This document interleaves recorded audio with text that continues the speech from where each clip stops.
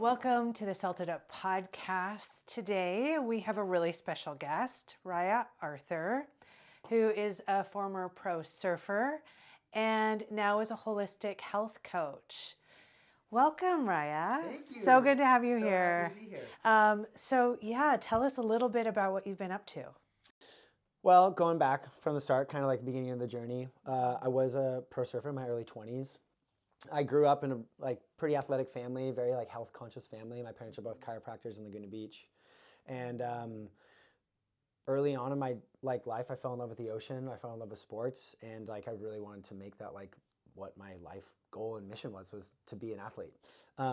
So when I was 19, 20, I decided to leave school and really full-time pursue surfing as a professional athlete.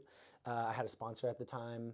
And I was able to travel the world for a couple years and compete across the globe, from Brazil to Hawaii to Europe, even up to Scotland, Canada. I went all over the world doing that. And it's been a really amazing journey getting to where I am now. And tell us a little bit about what that taught you, being a professional athlete and traveling the world. What did you learn? What did you experience? Oh man, so much. Couple different areas of learning. One, just basic life skills and resourcefulness, and having to be responsible. I feel like a lot of times, when I've talked to young people, sometimes I'm almost I think you should just go travel for a year before you go to college. The things that you learn just on the road, meeting people, like I said, being resourceful, being responsible for yourself, learning to take care of yourself, is the applications of those learnings on your life are immense, and they're ubiquitous, right? But being a professional athlete, that the responsibility you have to what you want to do and the accountability you have towards that dream that you set is real. If you don't get results, you potentially aren't going to get signed by your sponsor the next year, and then your dream could be up and your time could be over, right? So there's a very professional attitude that you have to embody pretty quickly, or else your dream's going to be over. I started working with a trainer and a coach when I was 21. I got some extra money from a sponsor, and I was I knew I needed to level up, both physically but also mentally. And the first thing that we kind of did with my coach was really get clear on that dream, define it, right? Yeah. Write it out, and get really crystal clear on the words and that vision, that end goal of where I wanted to go. And then you can kind of reverse engineer it and be okay, how does my life have to look day in and day out? My beliefs, my habits, my actions, all of that. Are they in alignment? Are they actually going to pave the road to that dream? And that was really profound, because once I actually stepped back and looked at my life in relationship to that dream, I was wow, I'm way out of congruence. I'm out of alignment. A lot of things I'm doing on a day-to-day basis are not going to get me to what I think that I want. Right. Yeah. So tell me, what were some of the things you did to overcome the incongruency? How did you have to change? Yeah. Out of 10, I had to rate myself. How much do I want that dream? Well, I wanted it. I wanted it 10 out of 10, So it overrode anything that I had in my life at the time that wasn't in service to that dream. And it also took the help of a skilled coach and trainer to hold me accountable to that dream that I said that I want. You can be your own worst enemy and let yourself off the hook all the time. But something that she told me, it's if you have a big enough dream, you don't need a crisis. A lot of times you would need to lose for a year, or get injured, or something bad would have to happen for me to overcome it and actually change to get the thing that I wanted. But until I was really crystal clear on the dream, it was a deeper motivating force than a potential failure or something like that. Absolutely. Right? So now you learned a lot from that experience, and your journey's continued on to what you're doing now, where it's helping others live in more congruency with their desires for health and wellness. Yeah. So tell us a little bit about that. What's really cool now, I get to lead some group classes, some community classes where we do breathwork, mobility, and functional strength training. So it's really just kind of an anchoring routine for people to come be with people that they like and enjoy, and to do things for their body that's really good for them. And then I have a secondary kind of coaching thing. It's called Grow, where it's more deep into the principles of health and wellness. We talk about sleep, hydration, nutrition, thinking, breathing, and movement. Okay. So we kind of get deep into like these principles in that person's individual life and really kind of unpack each of those things and what they potentially could or should be doing to get them to that dream. But we always start with a dream, right? So I started with a dream for myself, and we always start with a dream and that like kind of bigger overarching goal for them that gives them the motivating force to actually see the change that they want. Okay, so you broke down, it sounded like there were 6 components. 6 components that we kind of like start with. Yeah. Can you share a little bit about each one of those and why they're so important? For sure. I mean, there's a bunch of different components in health and wellness, but like breaking down just like some simple pillars for people that are just digestible and easy, and then you can have super simple action steps in each of those categories. I mean, when you start a health journey or any type of transformation, the amount of effort and energy it takes to like change habits is a lot. It's massive. Amen. Yeah, it's massive, right? So there has to be like, and comes, you know, a skilled coach can kind of understand the person's capacity for change and like what is realistic.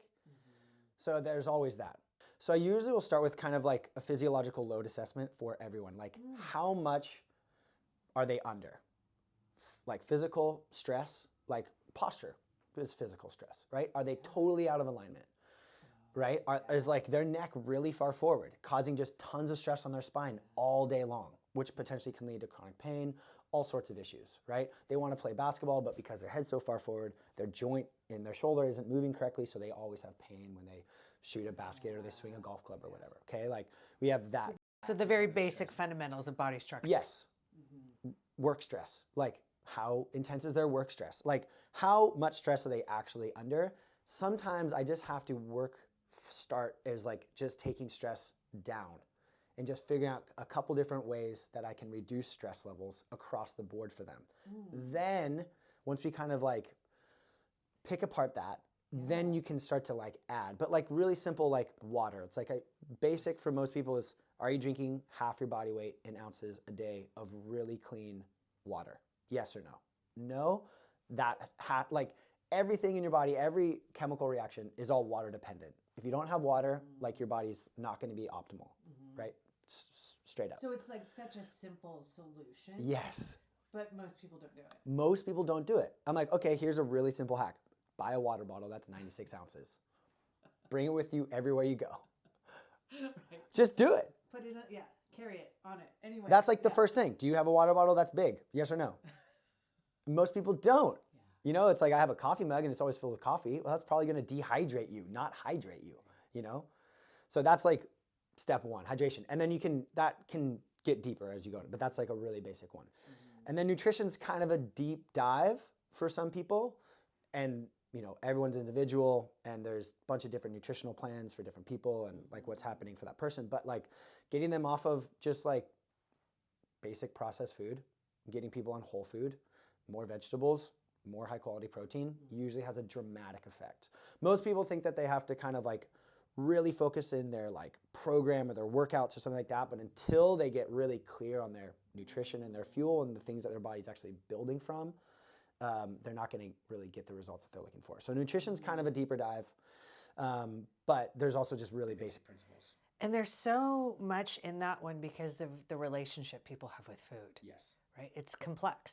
Very complex. It's not just, hey, do this. Exactly. They often go to food for comfort or they reject food or there's something in it. Exactly. Yeah. So there's a whole story around food with each person, right? And until they have, you know, confidence in you or they trust you, they can actually talk about it and you can actually potentially start to heal those wounds or not, you know? But it's up to them if they want to go there with you. But there's also just basics that, you know, Basics that you offer. Basics that you offer around just general nutritional coaching. And then sleep. Sleep hygiene, like understanding some basic principles around sleep and how to like optimize your sleep in terms of like room temperature, darkness, EMFs, how quick or how like soon before you're going to bed are you eating, sleeping, having like light or phone or any type of like upregulating circumstance or substance before sleep is going to affect your sleep. But that's like the primary way we restore and we recover, we heal, we repair, all of that. So if you're not doing the basics for sleep, like everything else is going to suffer too. So there's like really basic principles in these categories that if you do, can drastically change your life. So those three, hydration, nutrition, and sleep, I would call those like the primary ways we bring in energy. And then there's thinking, breathing, and movement, the primary ways that energy goes out. That's a great way to describe it. Yeah. We need the energy in order to even put it out. Yes. So you often find sometimes, or I often find sometimes, that they'll be like, sometimes people are eating, drinking, and sleeping way too much, and they don't have enough energy out. Oh, Or, it's okay. So when that happens, what happens to people? So it's like there's just needs to be some balance, right? So you eating a lot, you're drinking a lot, and you're sleeping a lot, you're probably going to gain weight. You're going to be lethargic. You may even be depressed a little bit. Like one of the main forms of treatment that people are often given for depression is exercise. Absolutely. All the time, right? Yeah. They just need to move. Yeah. And what that does for their hormones and their sleep, it's amazing, right? Yeah. It's purely amazing, right? So there just got to be a balance in terms of the inputs and the outputs. And a lot of times we're just out of balance. But there's also those basic principles. You're doing the basic principles in those categories, and then are they in alignment and balanced? Okay. Yeah. So break down the outputs a little bit more for us too. Yeah. Movement, pretty basic, right? I mean, strength training, any type of like activity that brings you tons of joy. And sometimes people don't even need to be working out. Maybe like working out is just a little too stressful for them at the time. Like I kind of talked about the physiological load. If they're under stress at their work and their job with their relationship, like working out or like going to spin is just like too intense. It's just like too much cortisol. It's more cortisol than they need. Would actually do the opposite of what they would hope for. Exactly. Oh, that's good to know. Right? Like you're like, this person's under so much stress, they should just go on a walk on the beach or go to yoga. And that's what they need. And that's what they need. Just decompressing and let their nervous system just kind of relax and take a breather. Yeah. But there's also people who like really need to work out and need to start lifting weights and need to get the hormonal effects that like comes with like resistance training and actually lifting some weight, right? And then thinking is just like what we are constantly like bringing into our thoughts and into our soul is like really what we end up manifesting, right? So if I'm believing that, you know, the workout I'm doing isn't going to do anything for me, I'm never going to lose the weight, or this relationship that I'm in is just doomed, or like I hate my job, it's like the mental kind of talk that we're consistently under that can pull tons of energy out of me. Tons of energy, right? So it's like, what am I thinking about? Am I thinking about my dream on a day-to-day basis? Am I thinking about like how I can make my life the best thing, or how I can optimize my relationship or make it the best, or how I can bring the most joy to my life? Just like that constant self-talk until you kind of like have a little perspective on it and be like, what am I really focused on throughout my day? And start to just jot it down and like see the ratio if you can, if you take the time to do it. And then it's that awareness. It's pausing and going, oh, wow, I can't believe I just thought that. Yeah, totally. So the amount of like energy that can take is something to really like, kind of take into consideration. I love how you're describing it as energy, and it's not a way we often think about it. Yeah. That we have to take in, we have to put out, and there has to be a balance in that. And there's some really fundamental aspects that make the whole system work. Yeah. Tell me a little bit about the community component for people's health and well-being. I mean, that's honestly like one of my favorite things about it. You know, I think having these times in your week, in your day, where you can come together with people that you enjoy and do something that's good for you. And we're outside, so we're engaging nature, each other, and doing something that's really healthy for our bodies. The amount of friendships that have been built, even the business relationships, the romantic relationships that have come out of like this community is like really amazing. And we get to like have fun picnics together. We do beach days together. Like we have really fun like Christmas parties. There's like from it has been birthed like a swim team. Like my guys swim on the off days of our workouts. Like all the girls go do stand-up paddling. Like they go jump in the ocean. Like it's the amount of like connections that have come from it are just incredible. And like I think just the guys class too, having consistency of meeting with other men in a non-work environment, like where else do they get to do that? It's like if they're not in a basketball league or a softball league or something like that, there's not a time or space for them to just be with other men and connect. And just that consistency of like having space to be with other men and talk is so powerful. I've seen people just come alive. from it. Absolutely, because women tend to create that naturally, but men are socialized to almost be Not like that. at all. Yeah. And so they I mean, the need amount of guys who are going into the gym by themselves is probably a lot more. Women tend to probably go to more classes, spin classes, yoga classes, fit classes. They're more like class oriented. They're more, and that's just a generalized thing. Like, but if you go to like gyms and you look at the classes, it probably most of them, the majority of them, are going to be women. Most of the guys are going to go in there and hit the gym by themselves. And I think, you know, some people are like, why don't you, I do a co-ed class on the afternoons, and that's a vibe, and that's like so fun. And I also just wanted to create space for guys to come together, just themselves, just to have that space to connect. And I've done tons of events like over my life, bringing men together, and just the benefit that I see that creating for them is like massive. It sounds like something you really have a passion for. I love it. It's so good. Yeah.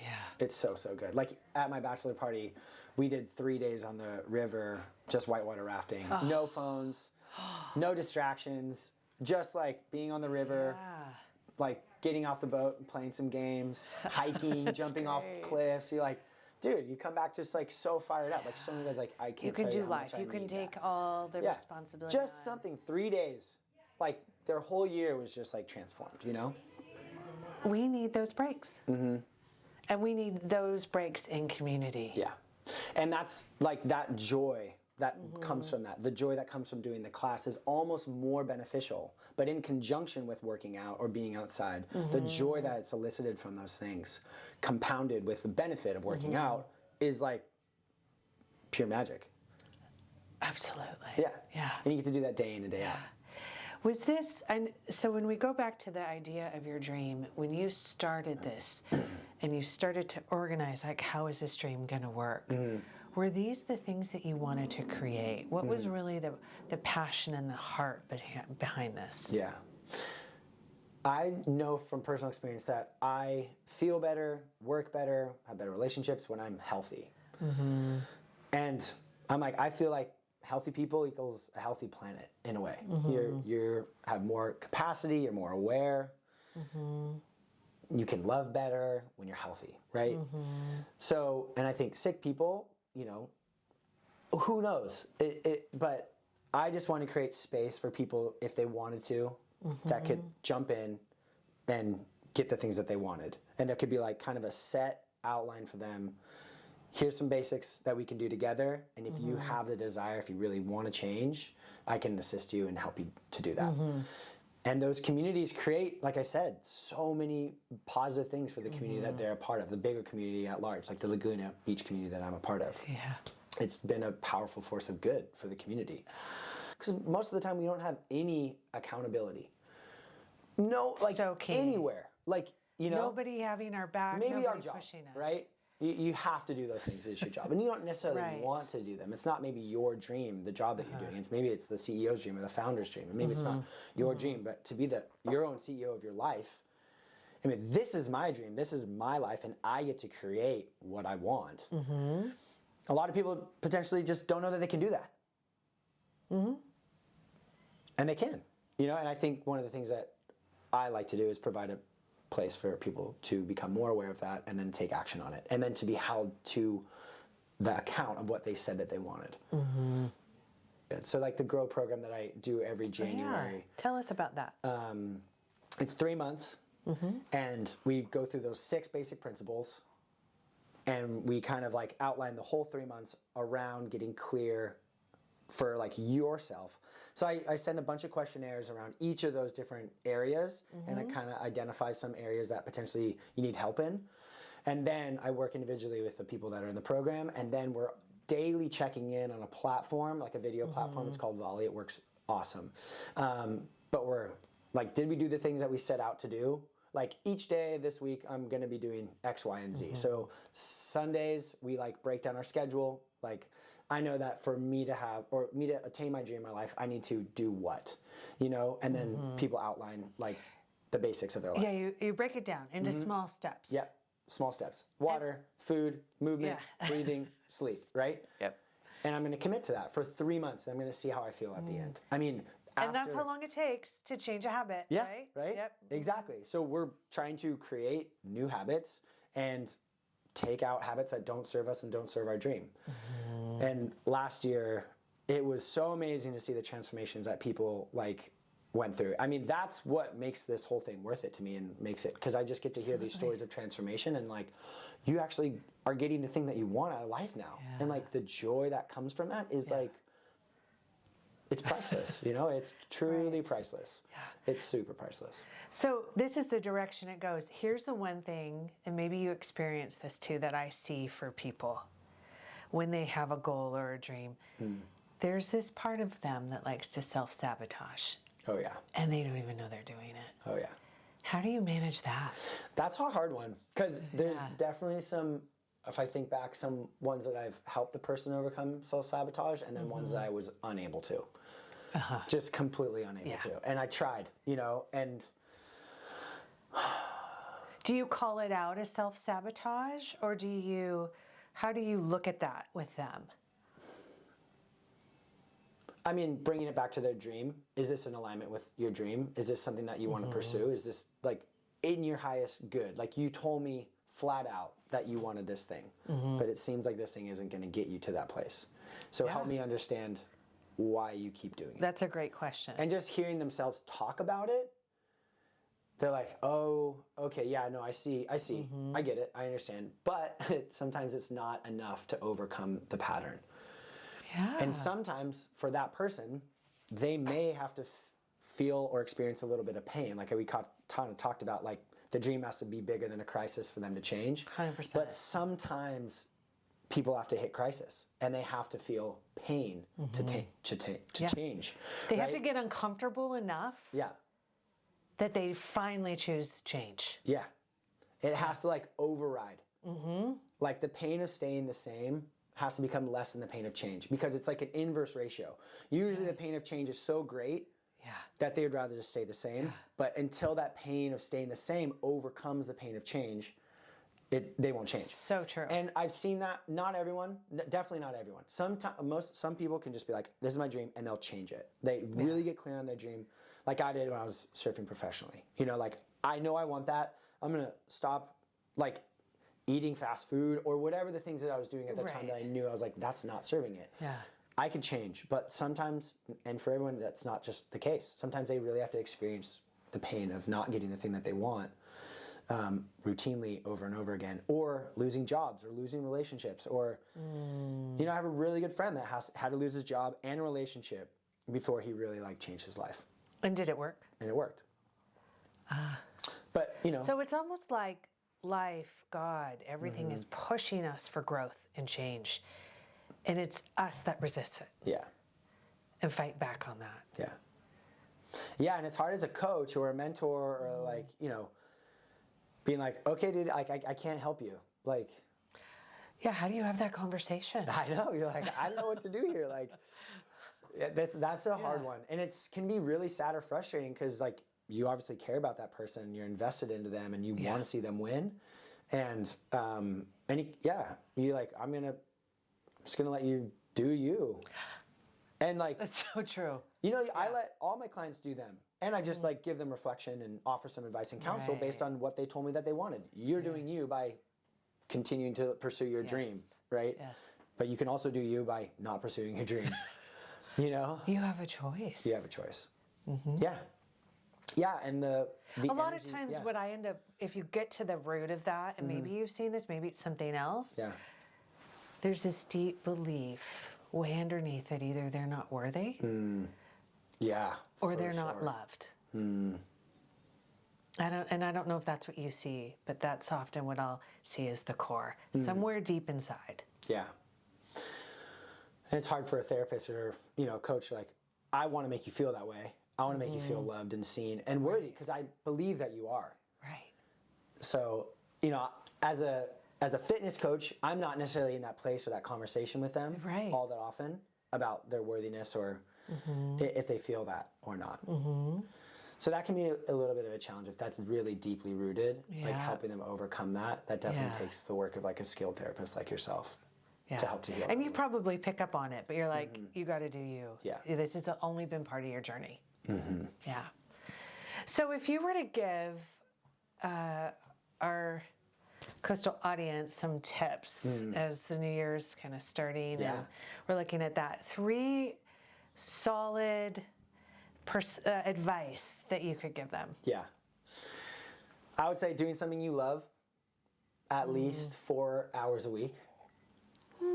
I think just the joy factor that brings is 4 hours. Around, I would say 4 to 7 hours. Okay. We often have like a whole day or like half a day's, or trying to fit them in through your week. We have this idea sometimes, I think we'll wait for the good life to come. It's like once I have enough money or once I have this thing, then I can do the thing that I want. And I'm like, but by that time you could be retired and you could not have the energy anymore, the strength anymore, the endurance anymore, the coordination anymore to do that hike that you wanted, to do the backpacking trip, to play the volleyball, to, I don't know. So I'm like, do the thing that you're waiting to do now. Yeah. Do it. Like, because you may not even want it anymore once you get there. Totally. You're so worn out. Yeah. The thing that you're working so hard for, the thing that you're kicking your butt for, like, go do it today. Right. I'm like, bring that joy. That joy factor is so radiant throughout like every component of people's lives. Oh, I love how you term that, the joy factor. Yeah. We need more joy factor. We do. And that's just like sprinkled in. Sprinkled in. Like my workout classes for a lot of those guys are that. That's their joy factor. Like they get to be with guys.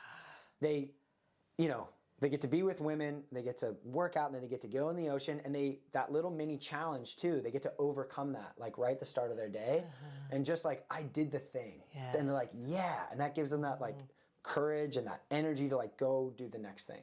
So I'd say, do the thing that you love, like daily if you can. 2, down-regulating breath work. So before we work out, we do an up-regulating breath work to kind of prime the nervous system. That tells us, hey, we're about to do like a sympathetic activity, right? So we up-regulate with breath work.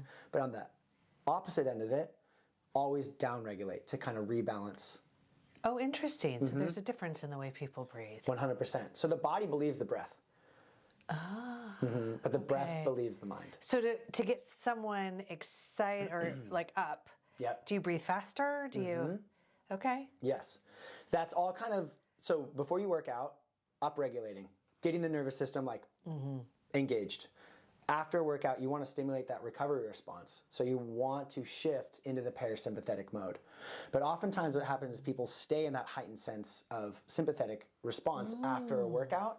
That leads into them driving to work or getting that email right away. Like, and they stay in that hypostatic. So like kind of what we were speaking to is that trying to balance out the nervous system. So you can do that with breath work any and all times. That's why on the hour, every hour for some of my more stressed clients, I would say do that like minute to 2 minutes. I would optimally say 5 minutes. 5 minutes. The down-regulating breath work. Like if you're in an office, it's hard. Maybe just go for a walk. Okay, this just brings it all down. Go for a walk, or just in your office, just put everything away, close your eyes. I like to do like right hand on my stomach, left hand on my chest, close my eyes, breathe into my stomach, breathe into my lower rib cage. Because the better you can breathe down here, the more like bigger your lungs are down here, right? So you can get more work, you can breathe in more air, you can metabolize more oxygen down there. So 4 seconds in, maybe a 6 second hold, 4 second hold, and then like an 8 to 10 second exhale. So the longer you exhale through your nose, the more sympathetic, parasympathetic you're gonna drive your system. Yeah. So that's the little bit of breath work, right? Weekly, daily. Yeah. I highly, highly advise that for people. And then the third thing I think is working out. Finding like working out, just like working out. Especially as you age over 40, if you're not doing any type of resistance training, you're losing like 1% of muscle mass every year. You're losing like 3 to 5% of strength and power a year. And you're losing like 8 to 10% of like strength or explosivity a year if you're not resistance training. And all of these things you have to have the longevity metric, like your quality of muscle is like one of the main components of like health and longevity now. It's like a main like indicator of like how long you're going to live and how healthy you're going to live for, as well as like your VO2 max, like your capacity to utilize oxygen.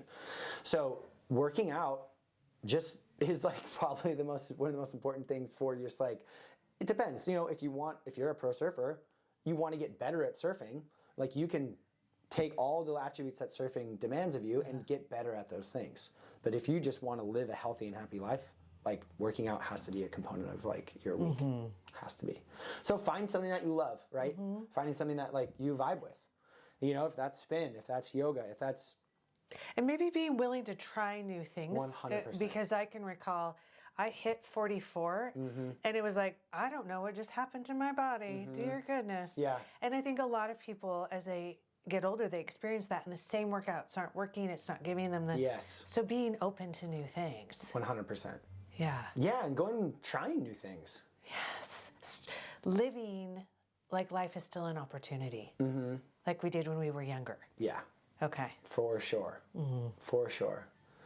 And there's like, I mean, there's rad people out there to meet. You know, there's rad people doing rad things all the time. True. And they could just be like one, you know, neighborhood away, you know? Absolutely. And you just haven't seen them yet. Yeah, you just haven't seen them yet. Oh, Ryah, thank you so much for being on Salted Up. You've given us a lot of wisdom and advice on what's happening with our body and our spirit and our mind. Yeah. So tell us, if we wanted to get in touch with you, how would we do that? So you can find me in Laguna Beach. My classes are Monday, Wednesday, Friday morning, 7 a.m. men's class, 8:30 women's class. I have an afternoon co-ed class, Tuesdays and Thursdays, 5:30. Okay. And then my website is ryaharthur.com, RYAHARTHUR. And my email's on there. Any way to buy a class is on there. So if you wanted to reach out and chat about anything about my Grow program, that's 3 months of like, you know, helping you really get clear on your dream and do the things that you want to do and live the best life that you possibly can. That starts in January. That's going to be I'm really excited for that. That's like the best, just seeing like the transformation that happens. So, or my Instagram, Ryah Arthur, at Ryah Arthur. And me constantly posting about my classes and different workout tips and life hacks and stuff like that. So yeah, it was such a joy to be here with you. Yeah, it was so fun. Yeah. Love what you guys are doing. And then how I structure my class, I didn't really touch on this, was we move through the 7 primal movement patterns. Squatting, lunging, hinging, pushing, pulling, twisting, and then gait would be the 7th one. So walking, jogging, sprinting. So in life, you like all of those movements are thrown at you, you know, however they come at you. You have to pick up your kid. You have to hinge and you have to twist at one time. You have to pick up a water bottle. You have to, whatever it is. Right. And it's like a little bit harder, like as you get older. Like, oh, so like we train through each movement pattern each week. So training the whole like think about spin is one movement. It's just forward. Right. It's just gait. So they're not getting every single, and then why does pickleball have the highest injury percentage? Oh, it does? In the whole nation. Well, because they're not used to those movements. Well, like when was the last time that person did a lateral lunge? Sprinting to the ball. And they think they're not going to get hurt. I'm like, have you done a lunge? When was the last time you Right? So like, no wonder people's Achilles are snapping. They haven't put their whole body weight over in that like tempo. Like that's a fast. Yeah. So the idea is that like we're training for life in my classes. It's like no matter what comes at you, we're using kettlebells and we're using like things that like mess with your stability so that like it's functional, right? It's not specific for like, you know, this kid's a volleyball player or this person's a we're mountain not climber. Training for this. It's not specific. It's not specific. It's just general life training, functional training. And yeah, we utilize kettlebells, like I said. I wish I had like a pulley system, but like what I have is bands. But like we train the whole human movement pattern each week, so at the end of the week, your body's like getting stronger, more resilient, and in any of the areas that it potentially could be thrown into, right? So, and like, yeah, for moms, like that's so hugely important. For, I mean, anyone. Like, and a lot of these people want to play with their grandkids and they want to stay fit. They want to play with their grandkid, you know, or... Yeah, so. Yeah, you still hands down need cardio. Don't not hear me say that. Like cardio still hands down. But like zone 2 cardio where you can walk and hold a conversation is really for the general person all that they need. For like just base cardio level health. Or, you know, playing volleyball or surfing, or if they have like an activity, that's the best substitute for cardio like around. Instead of just having to go hit a treadmill. Like, how boring is that for some people, right? Right. I mean, spin class is fun. I get that. Like, you can do that. If that brings you joy, like do Yeah. it, you know, like for sure. But don't let it just become the primary thing. That makes like you sense. need a balance of resistance weight, training, right. strength training, and Up the protein. And then how I structure my class, I didn't really touch on this, was we move through the 7 primal movement patterns. See, this is so important. You're going, okay, yeah. So Okay. we squatting, lunging, hinging, pushing, pulling, twisting, and then gait would be the 7th one. So walking, jogging, sprinting. So in life, you're like all of those movements are thrown at you, you know, however they come at you. You have to pick up your kid. You have to hinge and you have to twist at one time. You have to pick up a water bottle. You have to, whatever it is. Right, and it's like a little bit harder, like as you get older, like, oh, that was so tough. like we train through each movement pattern each week. So training the whole like think about spin is one movement. It's just forward. Right. It's just gait. So they're not getting every single. And then why does pickleball have the highest injury percentage? Oh, it does. In the whole nation? Well, because they're not used to those movements. Well, like when was the last time that person did a lateral lunge, sprinting to the ball, and they think they're not going to get hurt? I'm like, have you done a lunge? Yeah. When was the last time you? Right. So like. Yeah. No wonder people's Achilles are snapping. They haven't put their whole body weight over in that like tempo. Like that's in a while, fast. yeah. So the idea is that like we're training for life in my classes. It's like no matter what comes at you, we're using kettlebells and we're using like things that like mess with your stability so that like it's functional, right? It's not specific for like, you know, this kid's a volleyball player. Or this person's right. a We're not climber. training for this. It's not specific. It's not specific. It's just general life training, functional training. And yeah, we utilize kettlebells. Like I said, I wish I had like a pulley system, but like what I have is bands. But like we train the whole human movement pattern each week, so at the end of the week, your body's like getting stronger, more resilient, and in any of the areas that it potentially could be thrown into, right? So. And like, yeah, for moms, like it's so hugely important. For, I mean, anyone. Like, anyone. And a lot of these people want to play with their grandkids and they want to stay fit. They want to play with their grandkid. Yeah. You know? Or, yeah. So, that's love what you're doing. I love it. Yeah. That's even more. Okay. Okay.